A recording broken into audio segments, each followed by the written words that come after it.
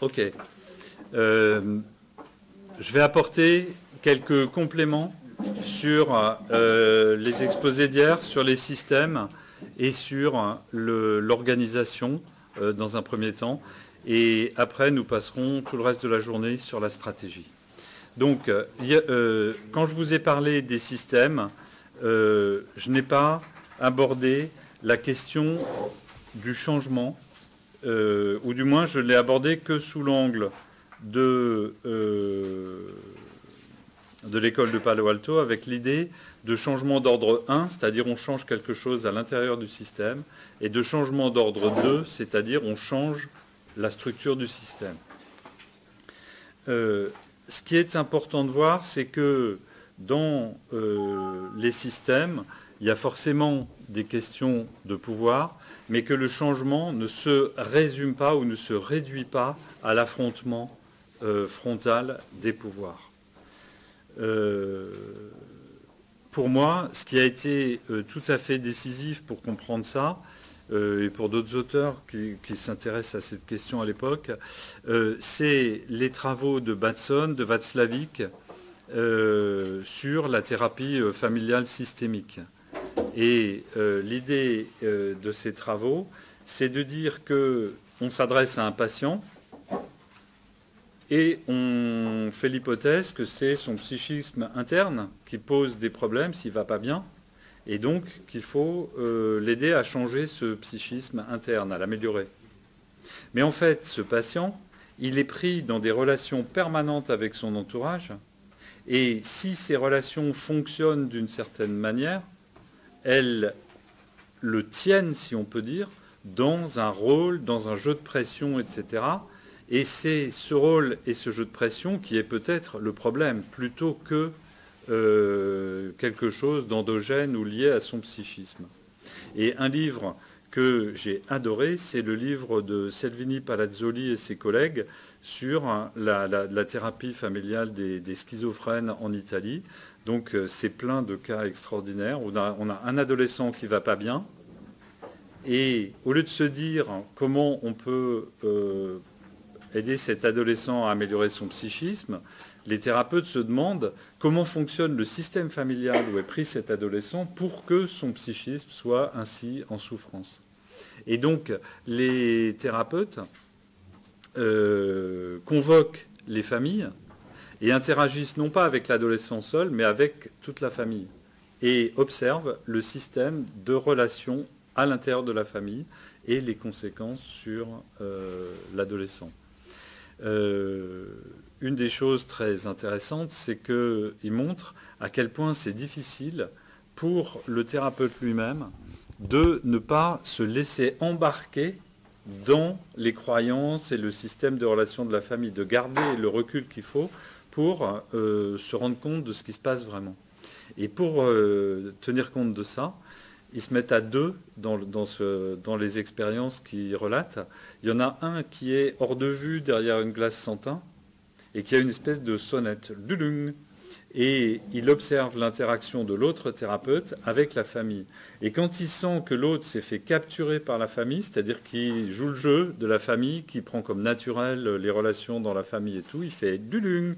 L'autre dit « Ok, ça y est, je me suis laissé embarquer ». Et on change de rôle. Celui qui était derrière la glace sans teint revient, interagit avec la famille, et le deuxième repasse en position d'observateur. Ce qui est important là-dedans, c'est beaucoup de choses, notamment que c'est très difficile de ne pas se laisser embarquer dans le fonctionnement du système tel qu'il est, de garder le recul pour comprendre ce qui se joue et où, sans finalement jouer le jeu du statu quo. Et le deuxième, c'est que les stratégies pour faire changer ne sont pas forcément des stratégies de force. Donc là, je vais vous donner un autre exemple qui est le plus simple et le plus marrant de ces lectures-là. C'est dans le livre de Václavic qui s'appelle « Changement, paradoxe et psychothérapie ». Je pense que c'est un livre, c'est une lecture hautement recommandable pour le type de travail qu'on fait, nous, en dehors de tout aspect psychologique ou psychothérapeutique, sur la question du changement dans des systèmes complexes. C'est vraiment un ouvrage formidable. Et dans ce cadre-là, il donne le cas suivant. Il s'agit d'un couple qui habite dans l'ouest des États-Unis, en Californie, et 2 fois par an, la belle famille, donc les parents de madame viennent pour passer un petit séjour. Genre 1 semaine, 2 semaines, 3 semaines, ça se prolonge un peu. Et pour le couple, ils n'en peuvent plus pour la raison suivante. Les beaux-parents n'arrêtent pas de rendre service et d'une manière qui finit par devenir épuisante. Ça se passe comme ça. Après dîner, ils disent « Ah bon, on va faire la vaisselle tout de suite ». Et donc, la belle-mère se part sur la vaisselle. Les autres, ils ont l'impression de ne pas avoir le choix. Ils sont obligés d'aider à faire la vaisselle, alors qu'eux, du coup, ils ratent le film à la télé, et pof, leur soirée est gâchée. Alors qu'en fait, eux, ils auraient attendu tranquillement, fait la vaisselle après, à leur rythme. Mais du coup, ils ne peuvent pas le faire. Le beau-père dit « Ok, bah, je vais vous aider à ranger le garage ». Donc le type épuisé par sa semaine de boulot, il arrive, le beau-père commence à ranger le garage, hop, il l'aide à ranger le garage, et donc il se retrouve embarqué dans ce truc-là. Au bout de 10 jours de séjour, ils n'en peuvent plus à chaque fois. Et donc ils essayent de contrer ça en disant aux beaux-parents, mais non, ne faites pas la vaisselle, mais si, et c'est l'escalade en fait, ils n'arrivent pas du tout à se dépêtrer de cette situation. Et là-dessus, le thérapeute leur dit, ben voilà, il faut appliquer une stratégie paradoxale. C'est-à-dire qu'au lieu de continuer à lutter dans le cadre du système où eux mettent la pression en essayant de vous aider et où vous essayez de les freiner mais sans y arriver, la prochaine fois, vous pouvez avoir une réaction paradoxale qui consiste par exemple à dire écoute, si tu veux faire la vaisselle, c'est formidable. Nous, on va regarder le film. Tu ranges le garage, ça c'est une super initiative. Moi, je vais aller à la pêche avec mes amis. Et donc, dans un premier temps, évidemment, c'est inconfortable pour le couple. Disons, ça les oblige à sortir du système de relations, etc. Mais ils essaient de le faire, ils le font. Et le résultat ne se fait pas attendre. Au bout de quelques jours de séjour, les beaux-parents disent c'était super, on va rentrer à la maison et on revient dans 6 mois. Et ils reviennent dans 6 mois, ils restent quelques jours et pas 3 semaines. Donc ça illustre sur ce qui paraît anecdotique en fait, mais pour les gens qui vivent des situations de ce genre-là, c'est pas forcément très facile. La différence entre le changement d'ordre 1 et le changement d'ordre 2. Le changement d'ordre 1, le changement à l'intérieur du système, c'est comment demander à la belle-mère de ne pas faire la vaisselle, dans le cadre de l'histoire. Le changement d'ordre 2, c'est sortir de la relation qui est structurée autour de « je vous aide et en faisant ça, je prends le contrôle ». Il nous aide et du coup, on perd notre autonomie. C'est sortir de ça et jouer à un jeu complètement autre que celui qui est déjà sur la table. Dans le livre de Václavic, il y a un schéma que j'aime beaucoup. La légende, c'est « effort désespéré pour stabiliser un bateau en équilibre ». Vous ne l'avez pas dans votre vous l'avez dans votre liasse. Et donc ce que vous voyez, ces deux personnages, chacun est absolument convaincu que l'équilibrage qu'il fait en tirant sur la ficelle est essentiel pour que le bateau tienne en équilibre. Mais si vous voyez avec plus de recul la structure du système, vous vous apercevez que c'est précisément ces efforts que les uns et les autres font qui, au fond, font perdurer le système. Vous voyez bien le lien avec l'histoire du couple et des beaux-parents. C'est-à-dire que si le couple dit « mais non, ne nous aidez pas », les autres disent « mais si, on va vous aider », et on est dans une escalade d'un équilibre qui ne change pas de nature, mais qui est de plus en plus inconfortable. Pourquoi c'est important ? D'abord parce qu'on vit dans une organisation sociale dans laquelle l'action publique consiste en grande partie à mettre en place des mesures de rééquilibrage. Et une mesure de rééquilibrage qui, au moment où on la prend, peut être une mesure de correction tout à fait fonctionnelle, si elle s'enclenche dans un jeu d'équilibrage, de rééquilibrage, d'équilibrage, de rééquilibrage, peut donner lieu à des situations perverses et bloquées, desquelles on a un mal fou à sortir, une fois qu'elles sont embarquées dans une impasse de cette sorte-là. La deuxième raison pour laquelle je reviens là-dessus, c'est que c'est l'illustration parfaite de l'idée que ça n'est pas le changement dans des systèmes complexes, avec des relations de pouvoir, n'est pas forcément une question de force. Vous voyez que pour ces gens, pour sortir de leur situation sur ce bateau, ça n'est pas une question d'affrontement de pouvoir, c'est une question d'agencement et d'interaction et de relation. Et donc, oui, les questions de force sont importantes. Non, la question du pouvoir et de la stratégie ne peut pas, et du changement en particulier, ne peut pas se résoudre à une pure question de force, mais il y a aussi une question d'interaction, de relation et de disposition. Voilà, ça c'était le premier point que je voulais apporter en complément. Je vous propose qu'on ait une petite discussion là-dessus. S'il y a un volontaire pour le micro. Bon, là encore, j'ai conscience qu'on va très vite, hein. C'est-à-dire qu'une initiation à ces approches systémiques de Palo Alto en un quart d'heure, c'est très court, mais ça permet de comprendre des éléments fondamentaux. Le changement n'est pas qu'une question de force. C'est aussi une question de disposition, de faille, de dynamique de système. Questions, réactions ?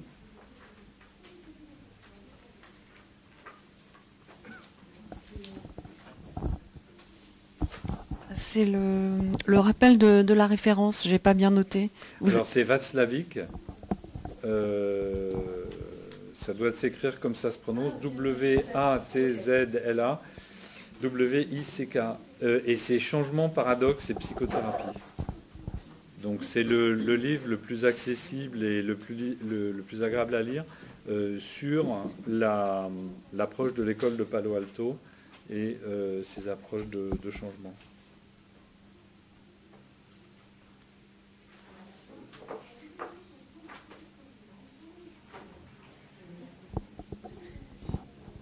Pas de questions, pas de réaction?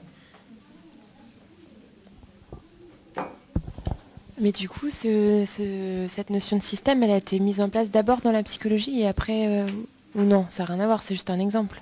Elle a été mise en place d'abord dans la psychologie. La première application, ça a été la psychothérapie familiale. Et c'est pour ça que les gens qui, depuis 20 ou 30 ans, ont transposé ça dans les approches organisationnelles, sont allés chercher les outils théoriques dans la thérapie familiale. Donc les ouvrages fondamentaux théoriques, c'est Gregory Bateson, le soubassement théorique, et ses écrits à lui ont été utilisés d'abord par des thérapeutes familiaux systémiques. Dans les noms connus, il y a aussi Virginia Saphir, dans ces thérapeutes des années 70. Et après, pourquoi ça s'est fait dans cette direction-là? C'est notamment parce que la famille, c'est quand même une organisation de petite taille où les enjeux sont très importants pour les participants et dans laquelle il existe une profession bien établie dans le métier du changement, qui est le psychothérapeute. Alors que pour d'autres types d'organisations, d'abord c'est des organisations beaucoup plus complexes, donc pour retrouver les leviers, ça va être un cran de plus dans la difficulté. Et puis surtout, il n'y a pas encore à cette époque-là un métier bien établi d'intervenant de changement dans les organisations. Et Selvini Palazzoli, dont j'avais tellement aimé le livre à l'époque sur la psychothérapie familiale, plus tard, elle a écrit un livre sur le changement systémique dans les organisations. Donc ça reflète bien l'histoire des idées. On est passé d'idées fondamentales avec Bateson sur l'aspect purement théorique, et là on est passé de là à la thérapie systémique, et à partir de là aux applications dans le champ des organisations. Est-ce que vous pouvez juste rappeler l'époque? C'est quand, en fait, ça? Bateson, c'est les années 60. les applications de psychothérapie familiale que j'ai mentionné, on est fin des années 60, début des années 70, courant des années 70. La transposition dans le champ des organisations, on est dans les années 80.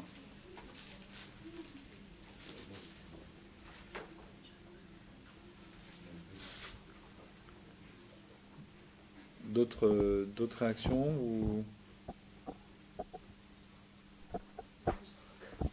Allez-y.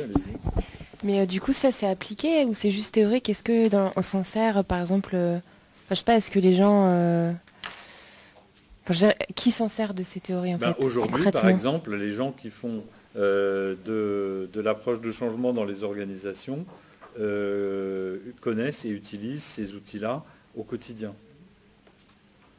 Par exemple, des gens qui sont des conseillers en organisation, qu'on fait intervenir dans une organisation, je ne sais pas, à la Poste, à la SNCF, chez Ron Poulenc, quand ils sont amenés à diagnostiquer des situations dysfonctionnelles dans un service, par exemple, vont mobiliser ces outils-là d'analyse pour voir comment se sont cristallisées les interactions régulières entre les membres du service et comment désamorcer, puisque c'est de ça qu'il s'agit ici, hein, il ne s'agit pas d'un affrontement de force, mais d'un basculement, d'un désamorçage ou d'une déstabilisation, des stratégies de déstabilisation.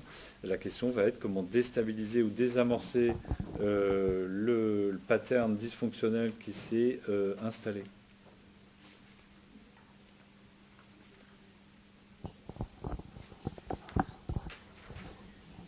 Sur le fait quand il y a les deux thérapeutes et qu'il y en a un qui intervient, l'autre qui regarde et qui échangent, est-ce qu'on peut avoir le même type de fonctionnement en analyse stratégique avec quelqu'un qui intervient Oui.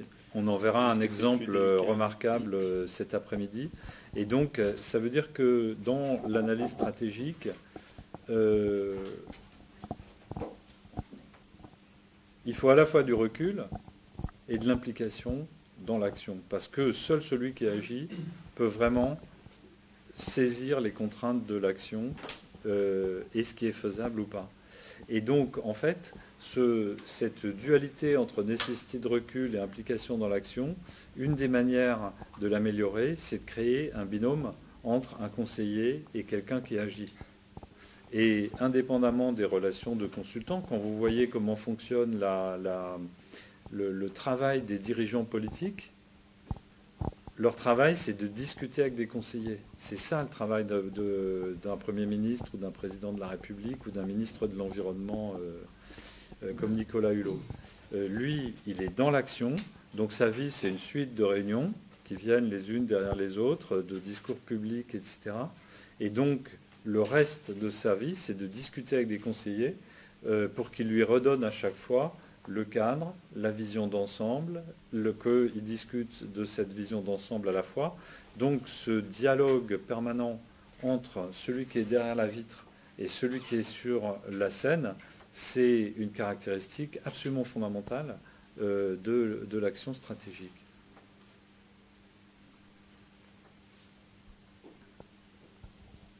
Et d'ailleurs, il y a bien des exemples où à un moment donné, un décideur politique se dit « Oh là là, mon conseiller, il a perdu le recul là, il est trop impliqué dans une certaine direction d'action et hop, on va changer ce conseiller et passer à quelqu'un d'autre. » Donc cette dualité, elle est vraiment très importante, je pense. Et ce qui m'a frappé dans le bouquin de Salvini Palazzoli, c'est le côté très spectaculaire et simple et cash, si vous voulez.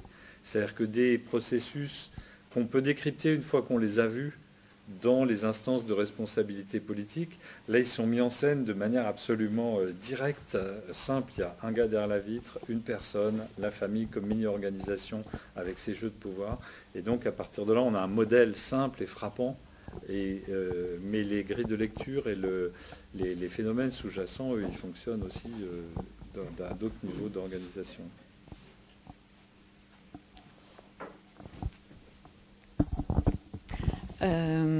Effectivement, dans Dans la vie professionnelle, on voit se multiplier les consultants, les médiateurs, les coachs, donc ça relève de tout cela.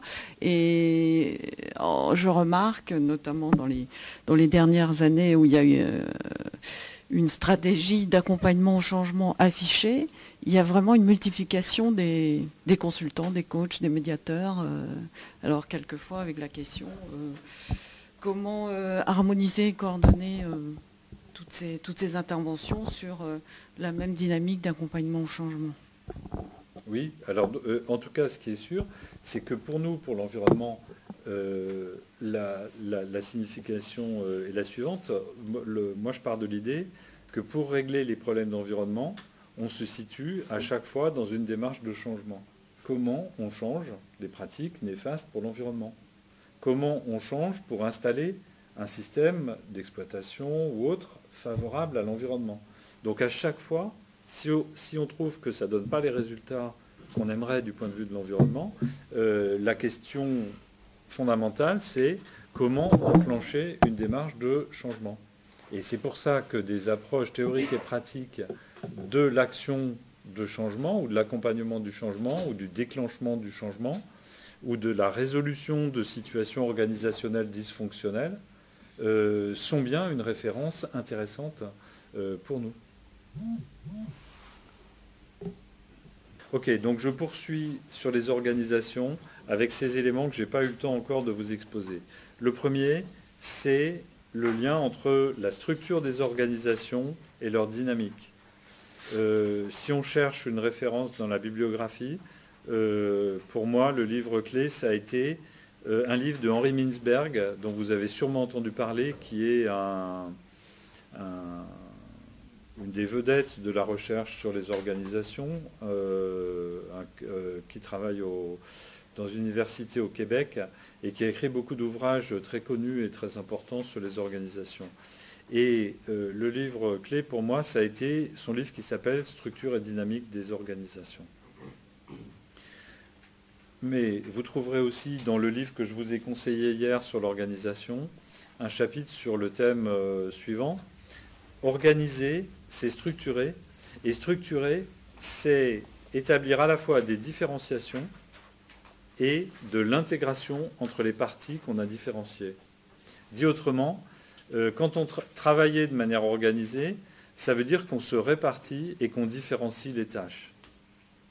Mon exemple, c'est toujours le même à la base, c'est l'entreprise qui fabrique des vélos électriques, on va dire, pour changer des voitures. On va se mettre dans une optique d'avenir. Une entreprise qui fabrique des vélos électriques, eh bien, elle va différencier la tâche. Elle va avoir un bureau de design qui conçoit des vélos électriques. Elle va avoir un ingénieur qui transforme le design en modèle qu'on peut faire fonctionner dans la pratique, qui dit, voilà, le cadre, on peut le faire avec tel alliage, ça va peser tant, etc. On va avoir un service qui est responsable de la fabrication et qui va dire, oui, mais en pratique, l'usine, comment on la construit? Est-ce qu'on peut si on change de modèle, est-ce qu'on va pouvoir continuer à produire avec notre usine? Qu'est-ce qu'il faut acheter comme nouvelle machine, etc. Et puis, on va avoir des commerciaux pour vendre les fameux vélos. Il va falloir une campagne de pub, il va falloir du marketing, et puis il va falloir un réseau de concessionnaires pour le service après-vente des vélos. Donc vous voyez bien que même à cette échelle-là, pour que ça marche, il faut différencier les fonctions, les compétences, les rôles.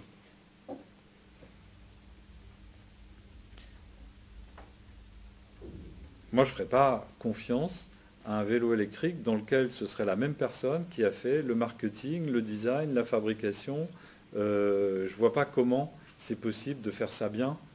Donc pour faire des choses difficiles et de bonne qualité, il faut différencier les compétences et les responsabilités. Le problème, c'est qu'une fois qu'on a différencié, il va falloir intégrer, parce que si chacun fait son boulot à fond, ça ne va pas marcher. Le bureau de design, il va inventer le vélo électrique idéal de 2050 qui va avoir plein de qualités incroyables, mais ce vélo, il va être très difficile à fabriquer et son coût va être gigantesque. Si au contraire on n'écoutait que le responsable du service fabrication, pour lui un bon vélo c'est un vélo qu'on peut fabriquer avec les installations d'usine qu'on a déjà et qui sont pratiquement amorties.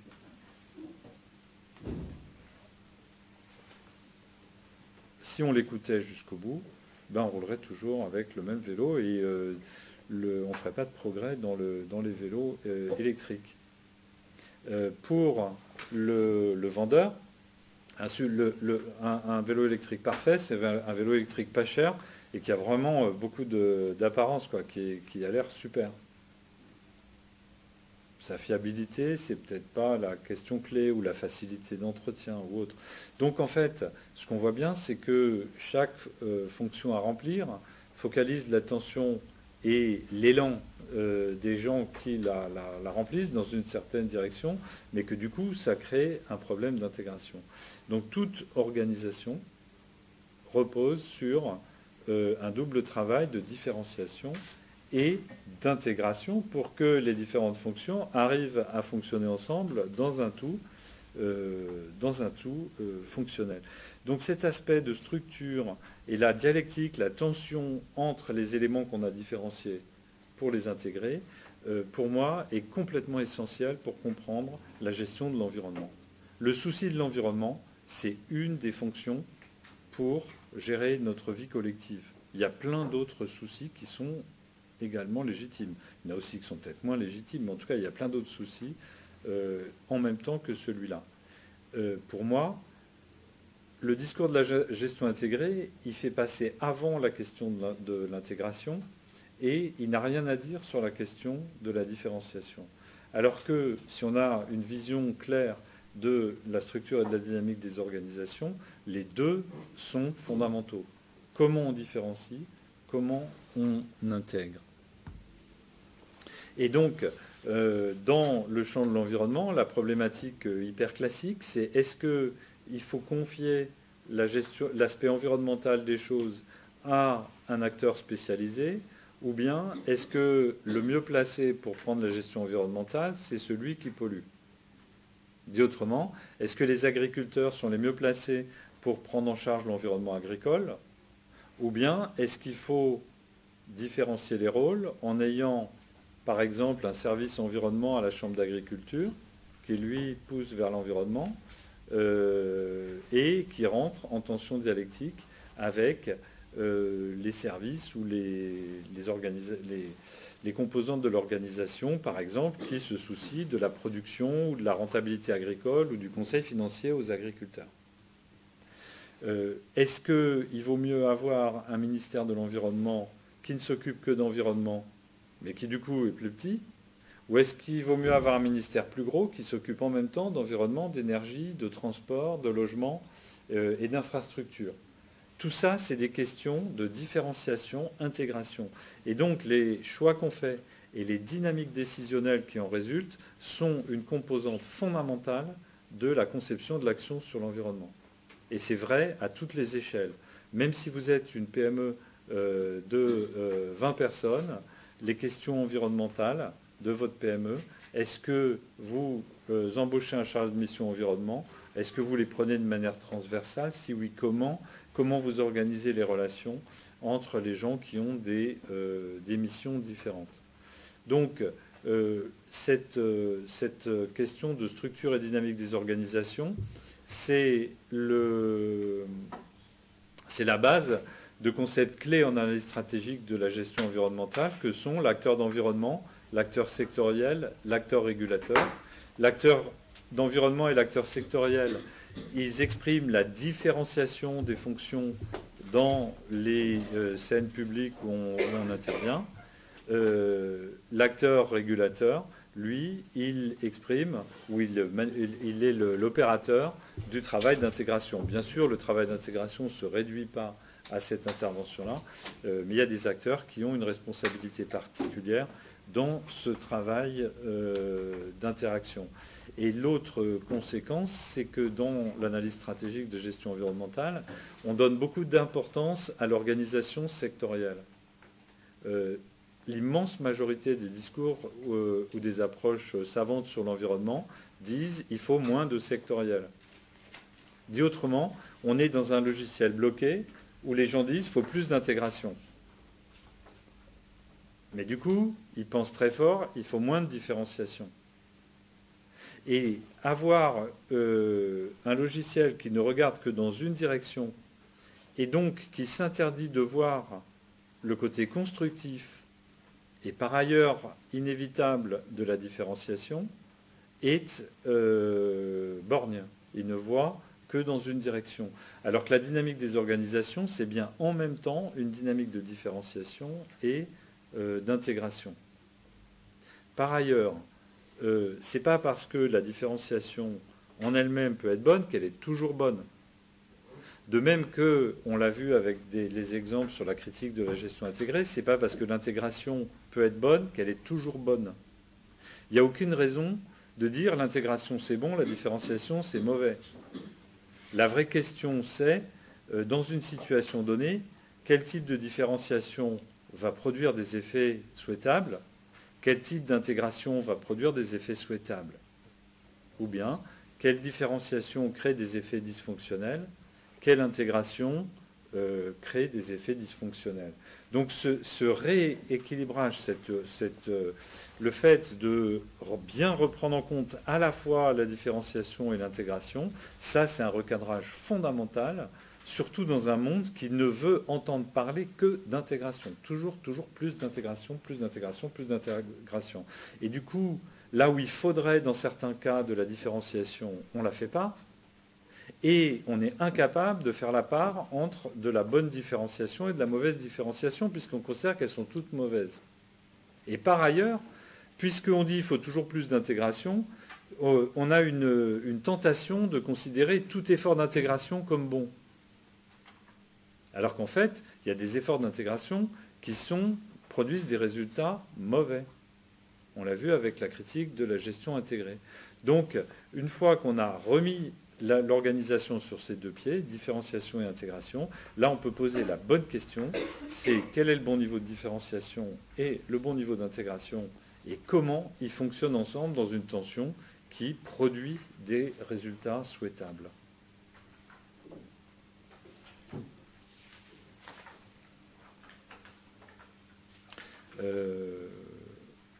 Petite discussion là-dessus, réaction, question. Il est bien allumé le micro, le voyant rouge est allumé? Oui, c'est bon. Parfait, super.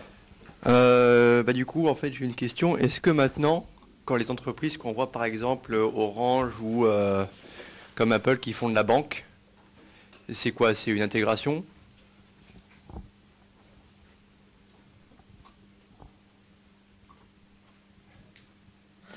C'est un peu différent ça, c'est-à-dire que là on est dans une extension, là vous partez d'une organisation qui étend son champ d'activité, qui va se lancer dans plus d'activités différentes.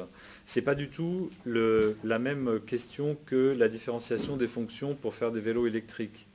Hein, c'est comme une entreprise qui dit pour l'instant on fait du vélo électrique, est-ce que avec nos compétences sur les moteurs électriques, on ne pourrait pas aussi faire des robots ménagers? Donc ça, on en discutera avec un des ouvrages de stratégie dont je vais vous parler plus tard dans la journée. Mais ce n'est pas ça la différenciation. La différenciation, c'est pour accomplir une tâche collective, on différencie les rôles, mais il faut aussi du coup les intégrer.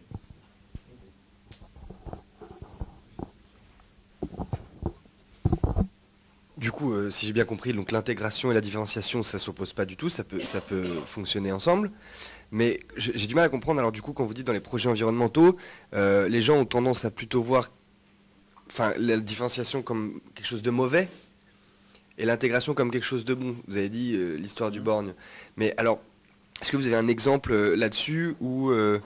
parce que différenciation, je veux dire que dans l'exemple du vélo... Pour moi, pour un projet environnemental, c'est logique qu'il y ait de la différenciation. Chacun a son degré d'expertise et chacun a son utilité dans un projet qui est... Alors, un exemple de projet où ils ont vu la différenciation comme une chose mauvaise.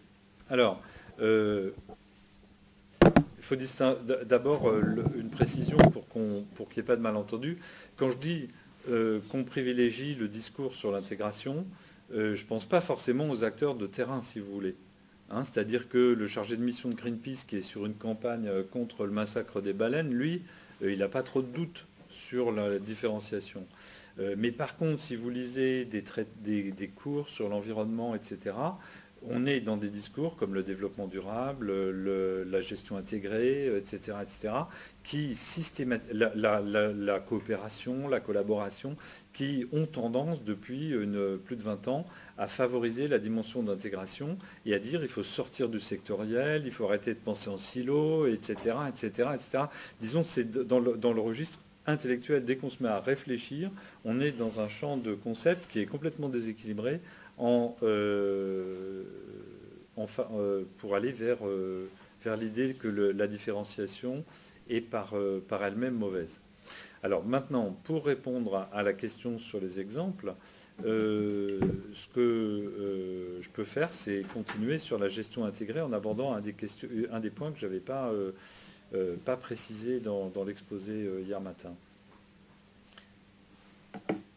Vous nommez sur le littoral à Madagascar et vous financez un service avec 10 personnes qui va travailler sur une meilleure gestion du littoral à Madagascar. Ce service, vous lui cadrez son boulot en lui disant ce que vous allez faire, c'est de la gestion intégrée.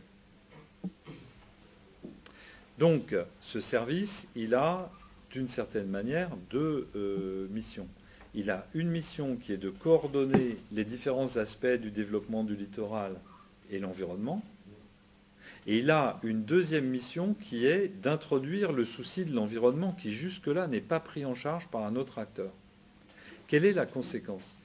C'est que si vous êtes le responsable de cette équipe sur le terrain, et c'est ça qui a été observé dans plusieurs études de cas qu'on a fait là-dessus, notamment Raphaël Billet, c'est que vous êtes coincé parce que ou bien vous priorisez dans votre mission le fait de défendre l'environnement. Il le faut puisqu'il n'y a personne pour le défendre. Si vous ne le défendez pas, vous ne ferez pas avancer votre mission. Mais du coup, en faisant ça, vous créez de la tension et ça vous rend très difficile d'exercer un rôle de médiateur par rapport aux autres. Ou bien, vous vous mettez dans la posture du médiateur et du coup, qui s'occupe de l'environnement? Personne, puisqu'il n'y avait pas d'acteur d'environnement au moment où vous êtes arrivé. Et donc, la théorie d'action qui consiste à dire c'est forcément un problème d'intégration, mettons un acteur qui va améliorer la situation environnementale en faisant plus d'intégration, elle fait l'impasse sur le fait que pour que l'environnement soit pris en compte, il faut que quelqu'un défende l'environnement. Et par ailleurs, il faut que cette défense de l'environnement soit intégrée. Et donc, on a un autre exemple du même ordre dans une recherche plus récente sur les parcs nationaux. Suite au changement du statut des parcs nationaux après la loi Girand, les parcs nationaux se sont trouvés responsables d'organiser la participation du public et la concertation pour la gestion intégrée autour des parcs nationaux. Mais les équipes des parcs, leur mission première, c'est de défendre l'environnement contre les pressions qui dégradent l'environnement. C'est difficile pour les parcs d'être en même temps une forme de médiateur animateur pour faire collaborer les acteurs du développement et d'être les défenseurs de l'intérêt de l'environnement. Et donc cette recherche étudie comment fonctionne cette tension. Vous la trouverez dans l'ouvrage final du programme Concertation, Décision et Environnement, qui a dû être publié en 2015. Si j'ai bien compris, pour résumer, différencier en en mettant un acteur qui porte le projet environnemental et l'intégrer aux autres acteurs dans l'organisation. C'est-à-dire que ce n'est pas le même job de porter un souci parmi beaucoup d'autres soucis et d'intégrer les différents soucis qui sont portés par les uns et par les autres. Et du coup, l'immense majorité des approches de l'environnement ne veulent pas voir cette tension parce qu'elles n'ont pas une vision claire de la dialectique entre intégration et différenciation. Et du coup, elles mettent les personnes qui agissent dans le champ de l'environnement dans des situations impossibles, où ils sont censés être en même temps médiateurs et porteurs du problème environnemental, et ils se retrouvent coincés. Tout ça, ça repose sur une absence de conception claire des fondements même de l'action organisée. Donc ce n'est pas à l'échelle seulement d'une seule organisation. Je reviens sur ce que j'ai dit avant sur l'organisation. Toute action organisée doit prendre en charge une forme de différenciation, intégration, même si c'est une action organisée relativement informelle ou multi-acteurs ou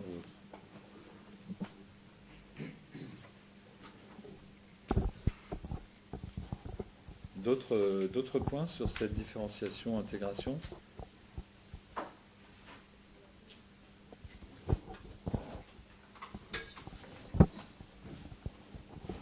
Ok, donc, qu'est-ce que j'ai fait là ? J'ai un autre complément sur les notions, pour bien différencier les notions d'organisation et d'institution, et pour situer la question du pouvoir dans ce qu'on est en train de discuter. Dans le champ de l'environnement et des ressources naturelles, il y a une très grande place donnée à des réflexions sur la dimension institutionnelle. Il y a plein d'approches qu'on dit institutionnalistes des problèmes d'environnement et de ressources. L'institution, c'est ce qui relève des règles et aussi de l'organisation formelle. Par exemple, si on met en place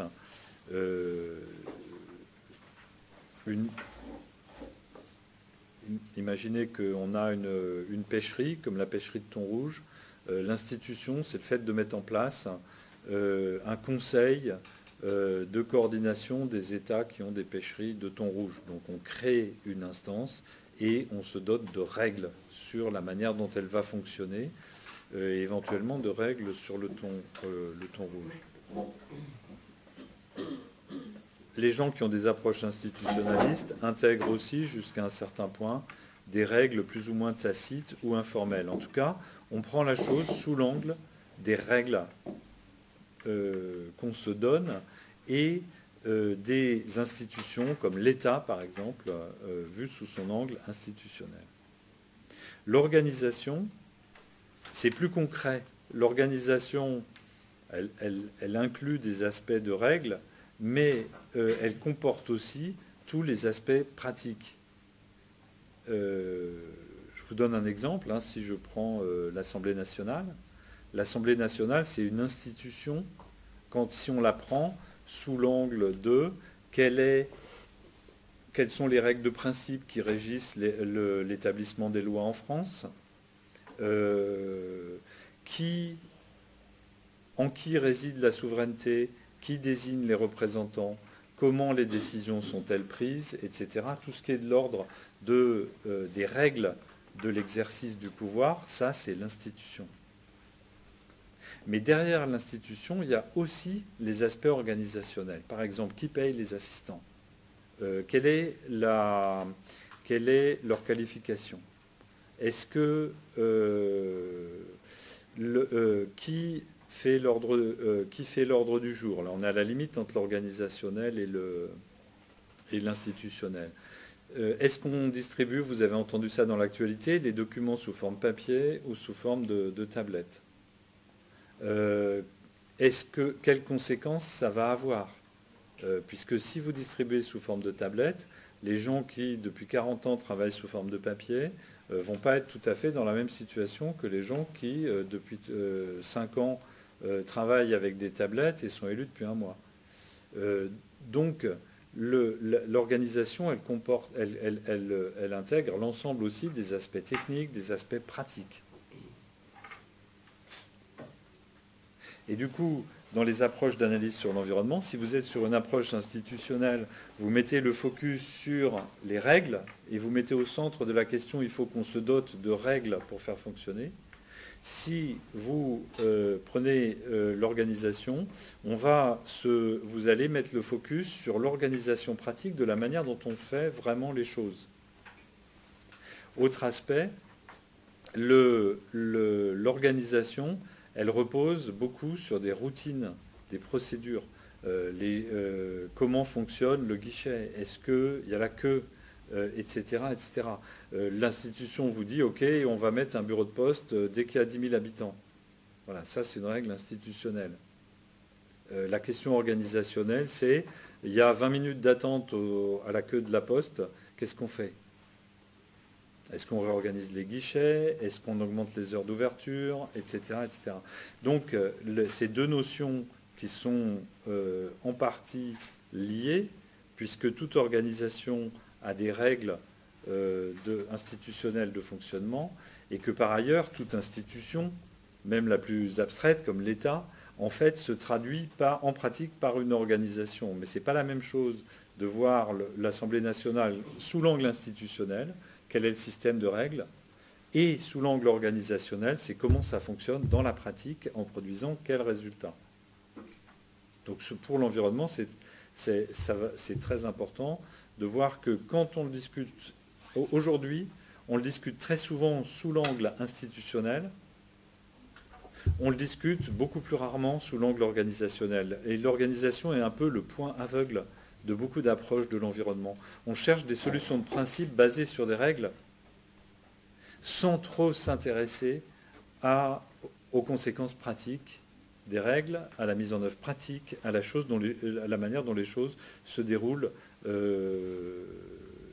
Et en fait, c'est ce vrai fonctionnement pratique qui produit les conséquences. Ce ne sont jamais les règles par elles-mêmes qui produisent toutes seules les conséquences. Là, je reviens sur l'exemple que je vous ai donné de l'ormo, hein, et de la différence entre la pratique et la théorie. Par ailleurs, dans la question du pouvoir, elle est forcément liée à l'institution et à l'organisation. La définition classique du pouvoir, c'est le pouvoir, c'est ce qui permet à un agent A de faire à quelqu'un d'autre, agent B, ce que cet agent B n'aurait pas fait sans l'intervention de A. Okay. Si vous apprêtez à faire quelque chose de votre propre chef, que j'ai envie que vous le fassiez, mais que vous le fassiez de votre propre chef, il n'y a pas de notion de pouvoir. Mais si vous avez envie d'aller à tel endroit, et que moi, j'interviens sur vous, et je vous fais aller à tel endroit ou faire autre chose, eh bien, j'ai exercé sur vous une forme de pouvoir. Par exemple, si vous vous apprêtez à jeter votre canette de coca par la fenêtre de votre voiture, et que d'une manière ou d'une autre, j'arrive à vous dissuader de le faire, j'aurai exercé sur vous une forme de pouvoir. Hein, donc l'action en faveur de l'environnement mobilise forcément du pouvoir.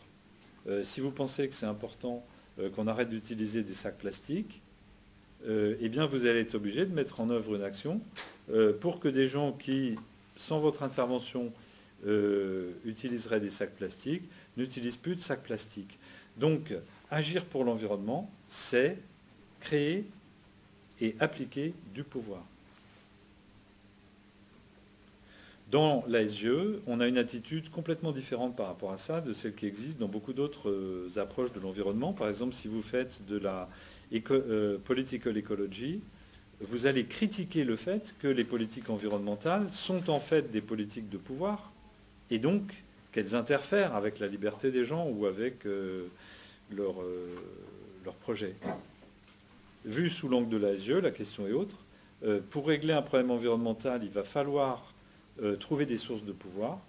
De quel pouvoir on a besoin, comment on va le trouver, comment on va le mettre en œuvre. Le lien avec l'organisation et l'institution, c'est que le pouvoir, il ne s'exerce pas dans le vide. C'est-à-dire que si je veux vous dissuader d'utiliser des sacs plastiques, ça ne se fait pas dans une relation purement interpersonnelle. Ça se fait dans le cadre où il y a des chaînes de supermarchés, un cadre législatif, des usines qui fabriquent des emballages, etc. Et donc, ce pouvoir, il va s'exercer dans des cadres organisationnels. Et par ailleurs, le cadre organisationnel va avoir un effet énorme sur les relations de pouvoir. Par exemple, le PDG de la boîte de grande distribution, il a un certain nombre de leviers qu'il peut utiliser.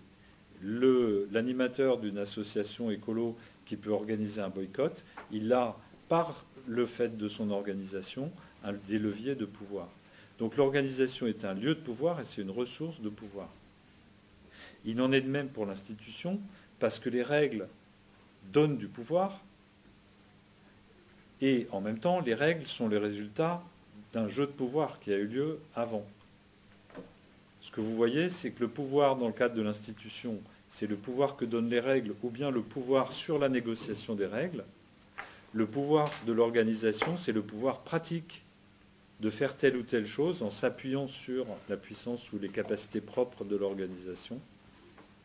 Et donc, on a bien 3 dimensions différentes là, pouvoir, organisation et institution, qui sont toutes les 3 importantes. Mais ça me paraît essentiel d'avoir une vision claire de ces 3 dimensions, de ne pas les confondre. Est-ce que je peux vous demander de baisser là, s'il vous plaît, le soleil est trop violent pour moi. C'est celle-là, là, c'est celle du milieu. Voilà.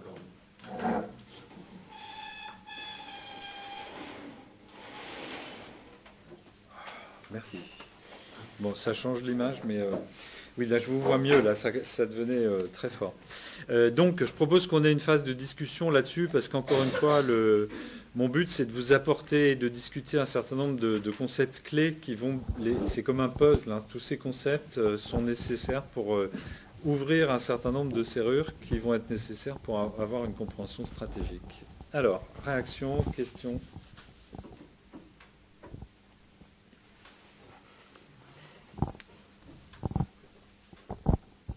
C'est une question un peu naïve et peut-être difficile à répondre, mais est-ce qu'il y a des outils pour mesurer le pouvoir et ou sa directionnalité, c'est-à-dire de qui vers qui effectivement, ou alors est-ce que ça ne peut être que qualitatif?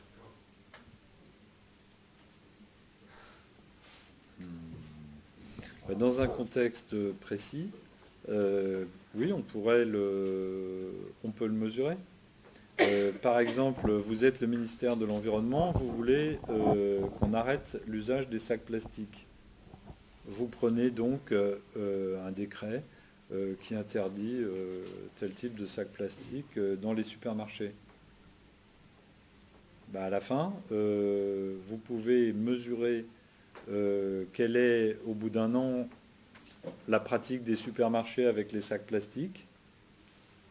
S'ils sont passés à 0% d'utilisation de ce type de sac plastique, c'est une mesure que votre pouvoir il a un coefficient de 1. Et que si par contre on utilise encore 30% de sacs plastiques, ça vous donne une mesure de la limite de votre pouvoir. Donc ça limite, le pouvoir, c'est toujours le pouvoir de faire quelque chose dans une situation donnée. Donc il est mesuré relativement à un problème dans une situation. Vous ne pouvez pas mesurer le pouvoir de quelqu'un dans l'absolu. Mais en pratique, la mesure du pouvoir, c'est la capacité à infléchir une action ou une tendance.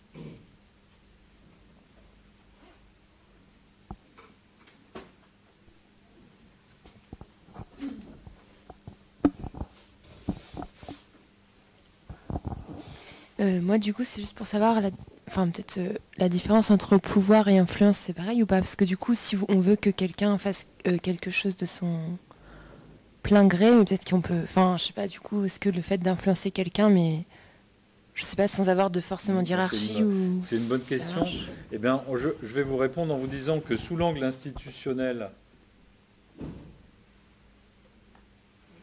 le pouvoir, c'est le pouvoir conféré par la règle.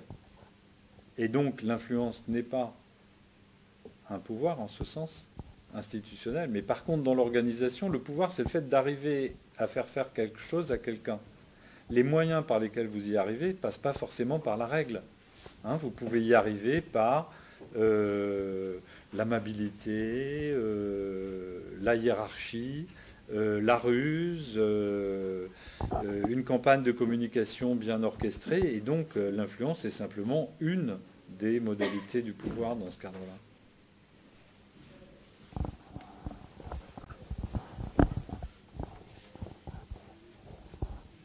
encore une fois, le pouvoir, ça n'est pas une ressource abstraite que vous avez qui serait comme de l'argent dans un coffre. Le pouvoir, c'est le fait de pouvoir faire quelque chose. Et vous pouvez avoir beaucoup de pouvoir pour faire certaines choses et zéro pouvoir pour faire d'autres choses.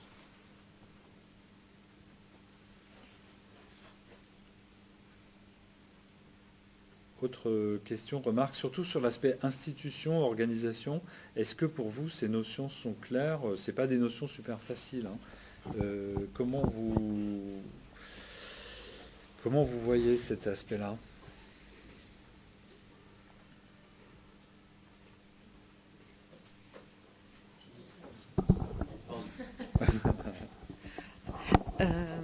Il me semble que par rapport à l'environnement, il y a aussi une forte influence, une forte prégnance de l'expertise environnementale pour faire changer les choses au niveau institutionnel, organisationnel, etc.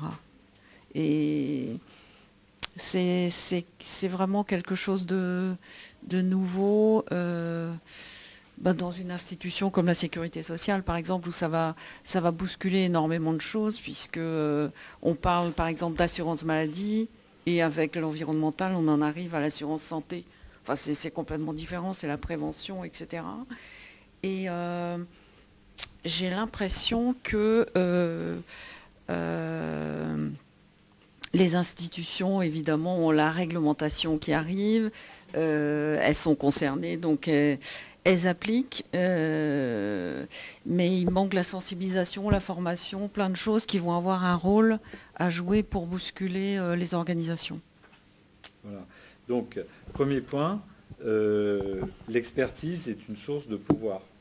Donc, dans les problèmes environnementaux, presque toujours, des formes diverses d'expertise sont un des éléments clés des jeux de pouvoir dans l'environnement. On avait abordé ça notamment dans la séance sur l'acteur réseau du module sur les théories de la gestion sociale de l'environnement. Je pense que ça me permet d'illustrer encore la différence entre institution et organisation. Sous l'angle institutionnel, la question est quelles sont les règles d'exercice de l'expertise et quel rôle légitime peut être joué par l'expertise. Par exemple, est-ce qu'on crée une agence d'expertise et quel est le statut des avis de cette agence? Quelles sont les règles qui régissent, par exemple, le lien entre l'interdiction ou pas d'un médicament et les avis d'experts donnés par l'Agence de sécurité sanitaire des médicaments? Donc ça, c'est vu sous l'angle institutionnel. Vu sous l'angle organisationnel, la question est différente, c'est dans le fonctionnement pratique de l'organisation, quel rôle jouent les experts, quel est leur degré d'influence, comment on organise la discussion en pratique avec les experts. Et donc la question, c'est l'agencement des pratiques pour produire le travail collectif. Ce n'est pas la question des règles d'exercice de l'expertise. Donc vous voyez que sur chaque problème, on peut soit avoir un focus sur la dimension institutionnelle, soit avoir un focus sur la dimension organisationnelle. Et quand vous allez aborder les problèmes, un problème X ou Y d'environnement, ça va bien être ça la question. Vous allez pouvoir l'aborder sous l'angle des règles et de l'institution, ou bien sous l'angle de l'organisation, c'est-à-dire de l'organisation pratique des activités, des choses et des conséquences de cette organisation. Et moi, je suis un peu perdu. Justement, dans le cas d'Ostrom, j'ai l'impression, donc on dit que c'est les institutionnalistes. Oui. Et en fait, dans la description des cas, ça se base beaucoup sur des règles informelles, des pratiques, des autocontrôles entre les uns qui observent les autres. Oui, et ça, j'ai l'impression que ce serait plutôt l'organisation, en fait, et pas le. C'est une très bonne, question. Donc, sur le plan théorique,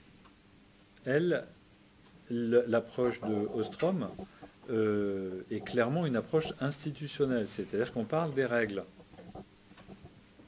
Quelles sont les règles d'usage que les appropriateurs, se sont donnés entre eux. Quelles sont les règles d'accès que les appropriateurs se sont donnés entre eux. Dans la pratique, la dimension institutionnelle n'est jamais suffisante. C'est ça et c'est justement là que ça devient très intéressant, cette discussion. C'est-à-dire que l'Assemblée nationale, avec ses pouvoirs formels, si vous n'avez pas construit un bâtiment, s'il n'y a pas des secrétariats qui se pointent, s'il n'y a pas un budget avec des frais de mission et pour que les députés puissent prendre le train pour venir, etc., il ne va rien se passer. Donc la dimension de règle, par elle-même, ne peut pas exister dans un vide. Et donc les gens qui mettent le focus sur l'institution et la règle sont obligés de faire rentrer dans leur considération un peu d'organisation. Ce qui fait la différence entre une approche organisationnelle et une approche institutionnelle, c'est que dans Ostrom, toute la théorie est basée sur les règles, mais dans les cas particuliers, elle nous dit qu'il faut voir à chaque fois les particularités pratiques de tel ou tel terrain. C'est-à-dire que les aspects d'organisation pratique sont abordés sous un angle pratique. Il n'y a pas de tentative de typologiser, de théoriser, d'avoir des concepts spéciaux. Il y a un cadre qui est un cadre institutionnel auquel on va rajouter des considérations pratiques liées à chaque situation. Et donc, effectivement, c'est une approche institutionnaliste, mais elle est obligée de prendre en compte des éléments organisationnels que, par contre, elle n'essaie pas vraiment de théoriser. Elle en parle, elle les constate, elle dit que c'est important, ces particularités pratiques, mais d'une certaine manière, ça s'arrête là. Vous voyez ce que je veux dire? Donc, ce n'est pas qu'on est exclusivement sur la dimension institutionnelle, c'est que le focus est sur la dimension institutionnelle. Alors que nous, si on s'intéresse plus, et c'est le cas en ce qui me concerne à la notion d'organisation, on va dire, OK, les règles, ce n'est pas inintéressant, mais moi, ce qui m'intéresse, c'est les fonctionnements pratiques réels et d'avoir une vision vraiment claire du fonctionnement pratique réel des choses. Là où les choses sont aussi un peu, ce qui complique un peu la situation, c'est qu'elle ne prend pas en compte que les règles formelles, mais aussi les règles informelles. Et là, on entre dans une zone grise, parce que certaines de ces règles informelles sont simplement des routines pratiques de travail, et relèvent donc, de mon point de vue, de la dimension organisationnelle. Alors que d'autres relèvent d'une conception, par exemple, morale, qui fait que pour tout le monde, il est évident que faire telle chose, c'est pas bien, il n'y a même pas besoin de le dire. Donc ça, c'est bien un côté institutionnel. On a une même vision du monde qui dit ça c'est bien, ça c'est pas bien. Et donc, cette notion de règle informelle, elle peut être floue parce qu'elle peut permettre de faire rentrer dans un raisonnement institutionnel des aspects d'organisation et de routine qui, en fait, n'en relèvent pas. Du coup, on traite un peu les problèmes d'organisation sans se donner les moyens de les traiter vraiment en allant chercher dans les théories des organisations, ce qui permet d'avoir une pensée plus construite, plus systématique sur la dimension organisationnelle et pas seulement sur la dimension institutionnelle.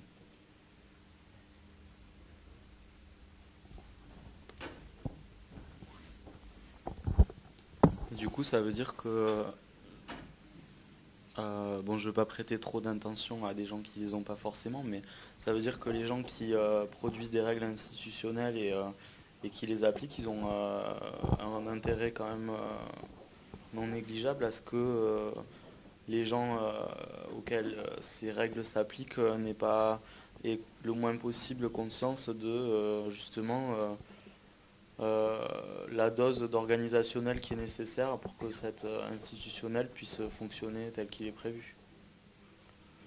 Alors là, je vais vous donner, oui, c'est un peu une question d'opinion que vous me posez, donc je vais vous donner Oui. une réponse d'opinion. Aujourd'hui en France, il suffit de suivre le débat public au jour le jour. Il y a un focus manifeste sur des dimensions institutionnelles, c'est-à-dire sur des dimensions de règles officielles, et il y a un sous-focus complet sur la question de l'organisation et des capacités pratiques. Et dans nombre de cas, on est dans des cas où on est prêt à discuter de règles institutionnelles qui, dans leur mise en œuvre pratique, peuvent avoir des conséquences organisationnelles complètement contre-productives avec des effets pervers massifs. Et ça, c'est le résultat du fait qu'on focalise toujours, on a tendance aujourd'hui à focaliser sur l'institutionnel, les règles formelles et l'intervention des institutions, plus que sur le fonctionnement réel, concret des situations pratiques et les conséquences qu'ils produisent. Donc, c'est à chacun d'apprécier sur chaque dossier, sur chaque problème, comment les deux s'équilibrent. Mais le point clé, c'est que les conséquences réelles, elles résultent du fonctionnement pratique organisationnel. Les règles institutionnelles par elles-mêmes ne produisent rien directement. Elles produisent indirectement en influençant les pratiques réelles. C'est encore une fois l'exemple de l'ORMO. L'exemple qui était classique quand j'étais étudiant, c'est la constitution de l'Union soviétique. Si vous lisez la constitution de l'Union soviétique, c'est une démocratie impeccable. La pratique organisationnelle du pouvoir soviétique, c'est une dictature sanguinaire, donc, et aux effets dramatiques. Donc, le raisonnement qui consiste à dire on va donner des règles formelles et on va réfléchir comme si ça constituait en soi la résolution pratique d'un problème, ce raisonnement est dangereux parce que les résultats ils sont produits par le fonctionnement organisationnel réel qui en résulte, pas par les règles formelles et l'intention qui a présidé à leur établissement. Donc ça, c'est mon premier élément de réponse. Il y a un deuxième élément de réponse qui est que dans les cas les pires, effectivement, c'est les cas où on prend des mesures formelles qui ensuite ont des conséquences organisationnelles qui produisent des effets pratiques désastreux. Donc ça, c'est un cas de figure. L'autre cas de figure qui est très courant en environnement, c'est que des acteurs prennent des règles formelles en sachant qu'elles n'auront pas de mise en œuvre organisationnelle susceptible d'avoir des vrais effets. Et donc, on débouche dans ce cas-là sur une pseudo-action. On dit « Ah là là, on a pris une grande loi, des ambitions, des cadres, etc. On a créé un haut comité au développement super durable. » Voilà. Et en fait, tout le monde sait que ça ne va pas enclencher sur des conséquences, sur une action organisée, pratique, conséquente, et donc sur des résultats réels. Donc il y a les deux, ça peut jouer dans les deux sens. Ça peut jouer, on crée des règles formelles qui ont des conséquences organisationnelles dramatiques alors que l'intention était bonne au départ, ou bien on crée des règles formelles dont on peut savoir d'avance qu'elles ne vont pas avoir de conséquences pratiques, et ça permet de donner l'impression d'agir sans agir. Et de rester zen, donc.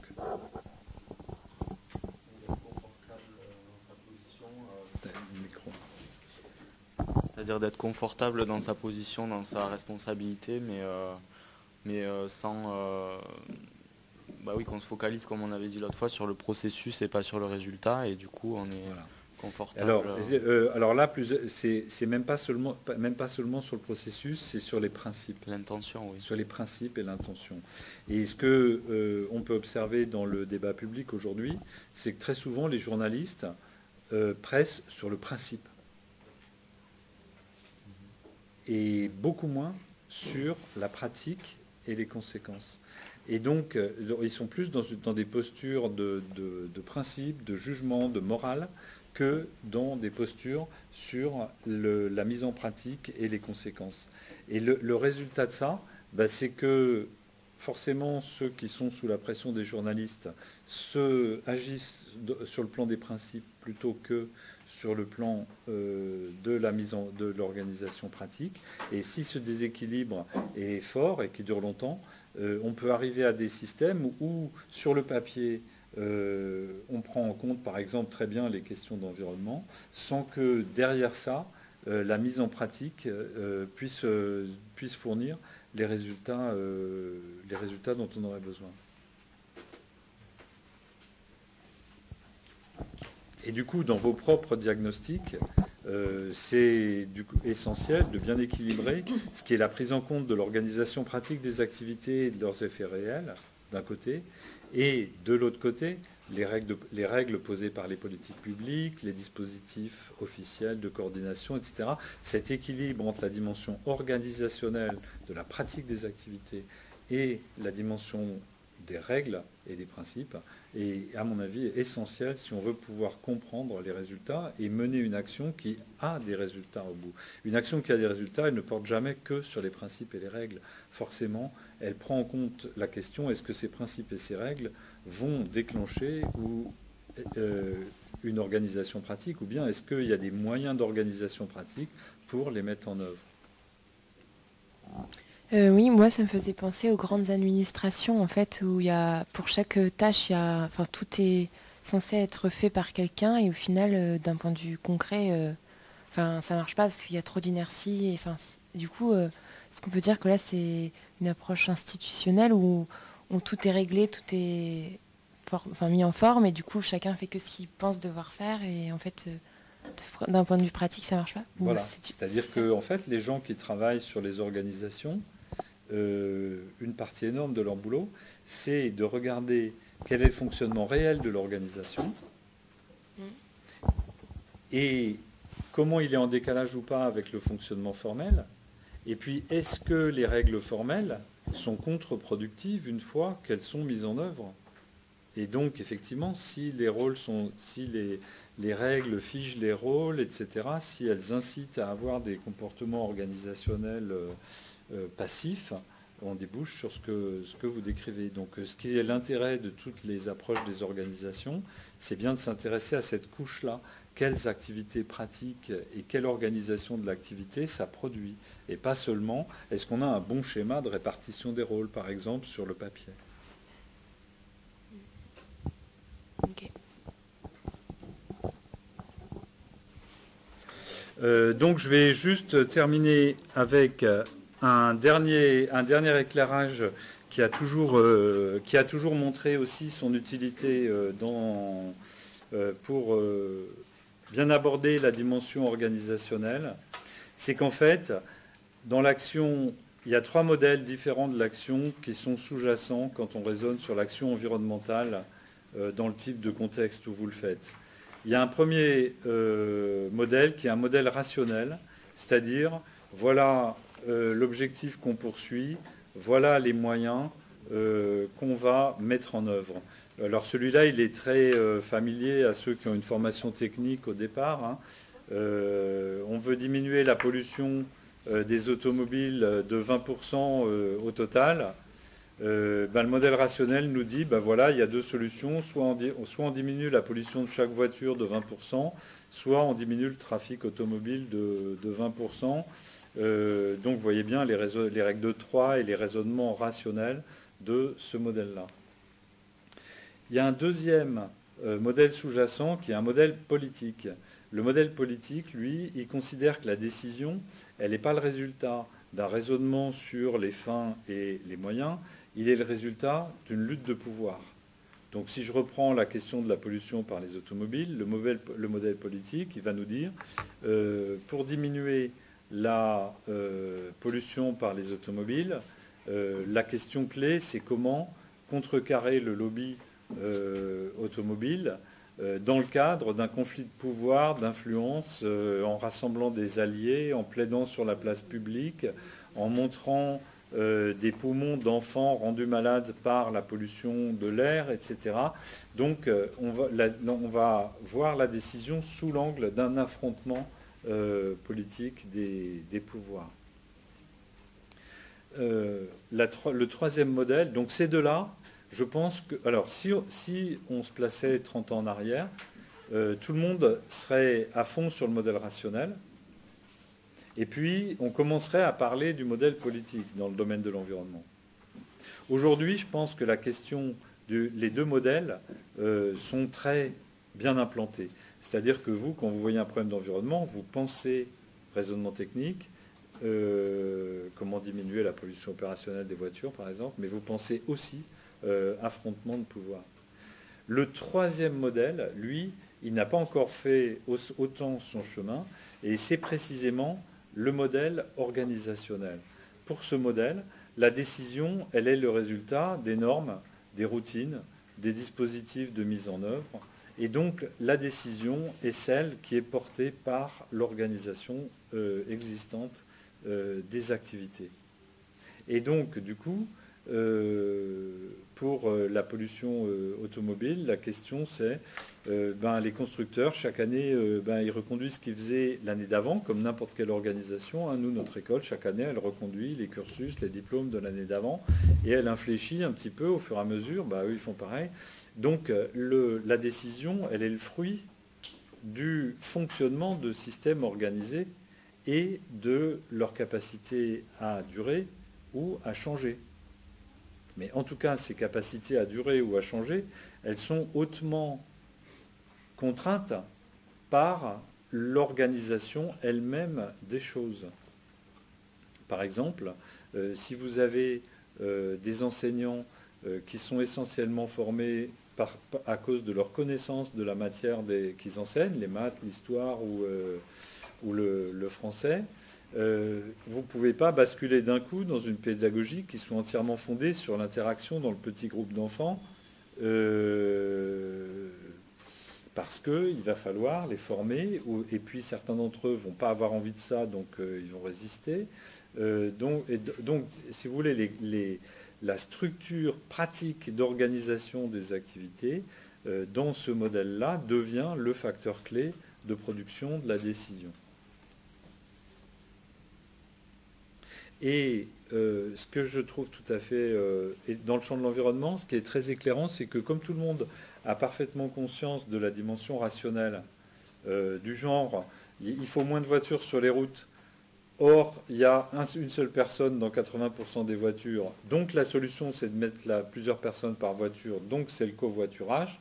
Ça c'est l'exemple type du raisonnement rationnel, c'est les règles de 3. Donc il faut faire du covoiturage. Le raisonnement politique, s'il y a des gens qui résistent au covoiturage, comment on fait pour monter du pouvoir en face d'eux pour contraindre ou pousser ou rendre plus difficile le fait de ne pas faire de covoiturage. En fait, quand on se base sur ces deux modèles, on pense que si on a une solution technique et que on a une visibilité politique et une influence politique qui permet de faire passer cette vision technique, par exemple, il faudrait faire du covoiturage, on a fait l'essentiel du chemin. Mais ce n'est pas vrai. Et donc ce sentiment d'impuissance, il vient du fait qu'on n'a pas conscience de la dimension organisationnelle, qui fait que pour passer d'une manière de fonctionner A à une manière de fonctionner B, il va falloir une transformation organisationnelle qui a sa logique propre. La manière dont les choses sont organisées n'est pas liée uniquement à la finalité poursuivie et à des jeux de pouvoir. Elle est aussi liée au fonctionnement de l'organisation et souvent le décalage entre ce qu'on pense qu'il faudrait faire et ce qui se fait tient au fait qu'il y a plein de considérations qui tiennent à l'organisation pratique des activités et qui vont faire un décalage. Donc, pour moi, le grand déficit dans les dossiers environnementaux, en général, c'est qu'on ne prend pas en compte ou on prend compte, disons, avec réticence la dimension organisationnelle. Et du coup, on est déçu ou on a des raisonnements irréalistes ou des indignations mal placées. Pour changer quelque chose, il faut changer l'organisation. Et pour changer l'organisation, il ne suffit pas d'édicter des règles ou de donner des coups de boutoir en termes de pouvoir. Il faut comprendre comment fonctionne l'organisation des activités pour participer ou impulser une transformation de ces activités. Une dernière discussion là-dessus avant de faire la pause. Là encore, l'expérience montre que cette distinction, elle est très éclairante, surtout que vous venez d'horizons de formation différentes. Ceux qui sont ingénieurs ou politistes ou autres, vous n'avez pas forcément les mêmes modèles, mais en tout cas, la dimension organisationnelle au sens propre, celle-là, elle est rarement développée à sa juste mesure.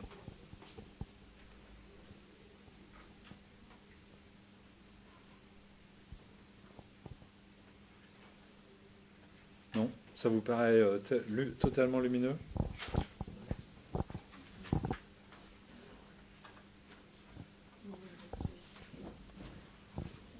Je vais citer l'exemple justement de la dynamique covoiturage dans la branche famille de la sécurité sociale, dans les CAF, avec un travail que j'ai confié à une collègue de promo de l'année dernière, Olga, pour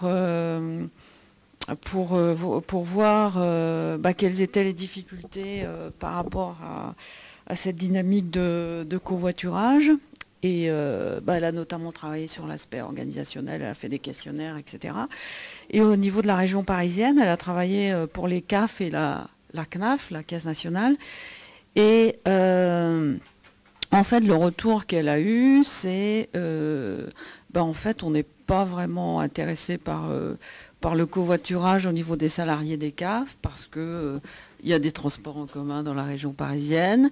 Et puis, quand les temps de trajet sont longs, donc c'est plutôt le télétravail. Ou alors, quelque chose de complètement nouveau, qui existait dans une autre CAF dans l'Isère, pour une autre raison, parce qu'il y avait de la pollution, etc. On a choisi ce site-là.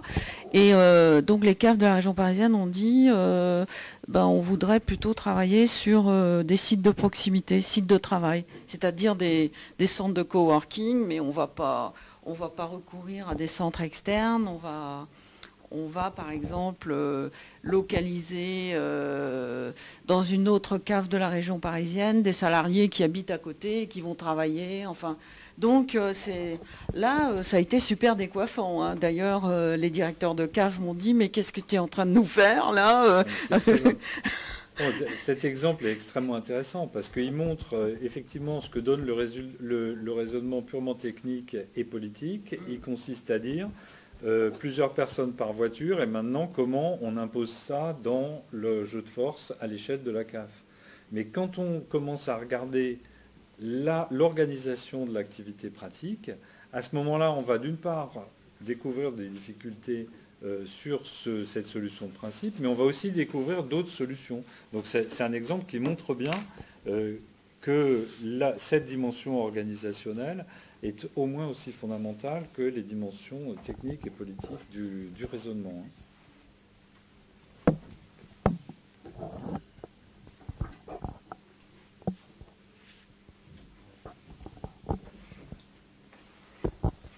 Alors il y a quelque chose d'un peu bizarre ou paradoxal, je sais pas, c'est que on dirait que le côté technique et politique, ils peuvent pas se suffire à eux-mêmes, du moins, alors que l'organisation mélangerait un peu les deux, parce que j'imagine que dans l'organisation, on ne peut pas totalement ignorer le technique, la faisabilité des choses, ni les jeux de pouvoir qui pourraient, malgré l'organisation sur le terrain, empêcher une action de changement de Alors, se je suis pas sûr de comprendre la question. Est-ce qu'on peut mettre au même niveau les trois modes d'action vraiment, technique, politique et organisationnel ou pas? Je ne comprends pas cette notion de niveau. Là, il s'agit en fait de trois dimensions différentes des situations et de trois angles d'approche différents des problèmes. Aucun d'eux ne peut suffire par lui-même. Et c'est justement ça que j'essaie de vous montrer. Et c'est aussi ça qui est important à prendre en compte dans l'environnement. Moi, combien de fois je vois des gens, notamment dans le domaine de l'énergie, qui ont dans la tête toutes sortes de schémas techniques très simples. Par exemple, une histoire incroyable d'un bureau d'architectes hollandais à qui il a été demandé de faire des schémas d'innovation pour l'énergie en Europe. Et leur schéma, c'est à l'échelle d'une carte, on met des éoliennes sur la totalité du nord de l'Europe, on met des panneaux solaires en masse au Maghreb, on tire des lignes à haute tension entre les deux, et de cette manière-là, eh bien, on a de l'énergie éolienne en hiver, et puis en été, de l'énergie solaire qui remonte du Maghreb. Ça, c'est un raisonnement purement technique, c'est-à-dire que ça prend absolument aucun compte des aspects environnementaux, des aspects géopolitiques, des aspects financiers. Enfin, donc il y a plein de gens qui raisonnent dans une forme de vide en fait, c'est-à-dire comme si on pouvait mettre en œuvre tel ou tel système technique indépendamment de. Même chose pour les raisonnements politiques. Donc les raisonnements monodimensionnels, ils sont très, très fréquents. Donc là, effectivement, le message, c'est on ne peut pas raisonner purement dans une de ces dimensions et espérer résoudre des vrais problèmes. Et le deuxième message, c'est la dimension organisationnelle est tout à fait essentielle. Mais elle ne se suffit pas à elle-même non plus, hein, bien sûr. Si on était uniquement dans la dimension organisationnelle, ça donnerait ça. Ça donnerait, il y a un problème avec la pollution automobile. Et puis chaque organisation dirait, qu'est-ce qu'on fait? Nous, on n'est pas organisé pour faire ça. Bon, d'accord, on a noté que c'était un problème, puis on continue à faire ce qu'on faisait jusque-là. Ou bien on continue à se développer dans la direction où on était parti pour se développer. Et donc il y a besoin d'un choc technique à un moment de quelqu'un qui dise, mais attendez, si vous continuez comme c'est organisé maintenant, voilà sur quoi on va déboucher. Et ça ne peut pas fonctionner. Et puis il y a besoin aussi d'un jeu politique. Donc aucune de ces dimensions n'existe dans le vide. Vous voyez ce que je veux dire? Les systèmes techniques, si je prends un système technique comme le réseau ferroviaire, ce n'est pas purement un objet technique. Il n'existe pas sans une organisation ferroviaire et il n'existe pas sans un contexte politique du ferroviaire. Donc c'est bien des dimensions d'un objet, ce n'est pas des objets en eux-mêmes, ce n'est pas des sphères, c'est des dimensions et des angles d'appréhension de problèmes. Donc l'angle d'appréhension technique, politique, sur l'environnement, vous les voyez tout le temps. L'angle d'appréhension organisationnelle, lui, les gens ils sont moins sensibilisés. Beaucoup de gens ne se rendent même pas compte qu'il y a des outils théoriques, des théories des organisations, qu'on peut apprendre ça. Et donc c'est pour ça que je souligne ça. Du coup, j'ai une question au niveau organisationnel. Quand vous parlez de normes, vous parlez de normes sociales ou, Non, on parle de normes de fonctionnement. D'accord. C'est-à-dire qu'il ne s'agit pas des normes au sens des principes de l'institution, etc. Il s'agit de règles procédurales, par exemple. Quels sont les formulaires à remplir? À quelle heure les guichets sont ouverts? Qu'est-ce qu'on considère comme une réponse appropriée à un client qui se fâche de l'autre côté du guichet? Donc ce sont des normes de fonctionnement, des normes de procédure, toutes les normes qui régissent le fonctionnement de l'organisation. Par exemple, quel degré de retard au cours passe dans le cadre de l'organisation? Est-ce qu'on démarre le cours avant que les derniers arrivent? Est-ce que ceux qui arrivent en retard, etc., etc. Vous voyez, c'est toutes les normes qui sont liées à l'organisation pratique des activités et qui les encadrent, les canalisent et les font fonctionner. C'est pas des règles, c'est pas comme des normes de loi ou des règles de principe ou autres, c'est des normes organisationnelles.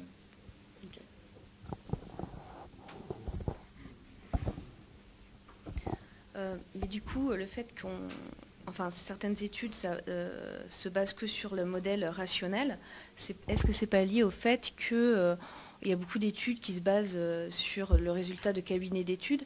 Parce que moi, pour ma part, j'ai travaillé chez Carrefour et Accenture avait travaillé sur un modèle de réutilisation des camions. Et clairement, leur approche, elle était uniquement rationnelle, sans tenir compte des problématiques de pas pouvoir livrer des magasins à 5 h du matin parce que c'était interdit, ce type de choses. Voilà. Et c'était basé uniquement sur du rationnel, en fait. Voilà, mais il y a d'autres cabinets de conseil qui sont basés sur l'organisationnel. Je vous donne 2 exemples qui m'ont frappé, qui vont dans votre direction. Le premier, c'est mon père qui était dans une entreprise en Alsace qui voit passer des camions, c'est les mines de potasse, et il voit des camions à vide passer dans un sens puis dans l'autre de son entreprise. Alors, il dit, tiens, c'est quand même bizarre, parce que des camions qui partent plein dans un sens, qui reviennent vite dans l'autre, ça je connais. Des camions qui roulent vite dans les deux sens, ça c'est plus bizarre. Il fait sa petite enquête et tout. Et de quoi il s'aperçoit? Il s'aperçoit que les chefs de garage sont notés et ont leur bonus sur le prix de revient du kilomètre. Comment on abaisse le prix de revient du kilomètre d'un camion? En faisant autant de kilomètres que possible, et les kilomètres à vide sont moins chers d'ailleurs que les kilomètres chargés. Donc je baisse le prix du kilomètre. Donc là, on est bien dans une aberration technique produite par des normes et des routines organisationnelles. Un autre exemple, quand j'ai commencé à enseigner dans cette école dans les années 80, un étudiant a fait un stage dans une société d'équarrissage. Donc vous voyez ce que c'est que l'équarrissage, c'est les sociétés dont le job est d'éliminer les cadavres d'animaux et qui sont morts de maladie ou autres. Et donc ça pose plein de problèmes d'environnement. Par exemple, deux problèmes m'ont frappé. Le premier, c'est les normes techniques, par exemple. Pour les éliminer, on les fait bouillir avant de les traiter chimiquement. Et donc, ça crée énormément d'odeurs, d'émanations, etc. Normes institutionnelles et techniques.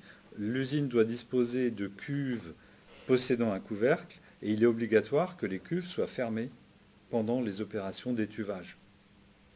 Problème réglé. Lui, il étudie ça et il s'aperçoit que le risque pour les ouvriers de fermer le couvercle de ces énormes cuves et le temps dont disposent les ouvriers pour faire le boulot, parce qu'ils n'ont pas le temps de faire refroidir la cuve avant de réouvrir le couvercle, etc., fait qu'en pratique, dans l'organisation des activités, cette règle n'est pas respectée. Autre exemple, dans la même boîte, des riverains se plaignent d'odeurs insupportables. Ils cherchent la cause et c'est des camions qui sont garés avec des carcasses pendant tout le week-end, y compris pendant des week-ends prolongés.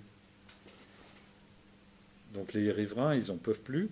On étudie la cause et on s'aperçoit qu'en fait, les horaires de travail des chauffeurs, vu les conventions collectives, ne sont pas les mêmes que les horaires de travail de l'usine. L'usine arrête le vendredi à 15h. Les chauffeurs, eux, ils bossent jusqu'à 19h. Ils n'ont pas le même système d'horaire. Donc tout camion qui arrive entre 15h et 19h va terminer sur l'aire de stationnement et produire des impacts environnementaux. Donc là, vous avez deux exemples qui ne tiennent ni à des problèmes techniques, ni à des problèmes juridiques, mais à l'organisation des activités.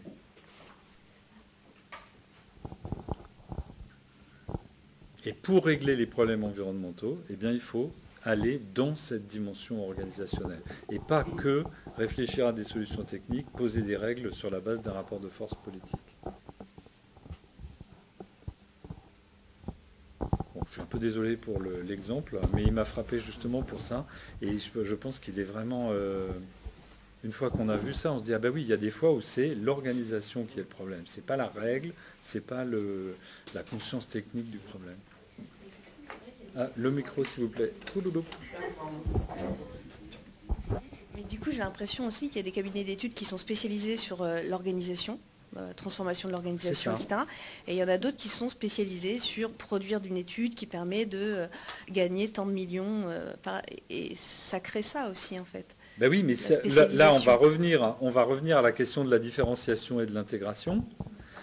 Si vous êtes un consultant pointu, vous ne pouvez pas être pointu en même temps sur les aspects techniques, les aspects organisationnels, les aspects juridiques, etc. Donc, vous allez avoir sur une situation environnementale une expertise juridique, une expertise technique, etc. La question, ça va être comment les intégrer. On retombe sur une question de différenciation, intégration, y compris sur les expertises et le travail des consultants. Et il va y avoir des consultants dont le métier est d'articuler ensemble des expertises techniques approfondies et des expertises juridiques ou institutionnelles. Vous voyez ce que je veux dire? Donc là, on retombe sur cette question différenciation, intégration. Il n'y a pas de solution parfaite, il n'y a pas de court-circuit. Là où on se plante, c'est quand on refuse de voir une dimension qui est pourtant déterminante dans la réalité du résultat.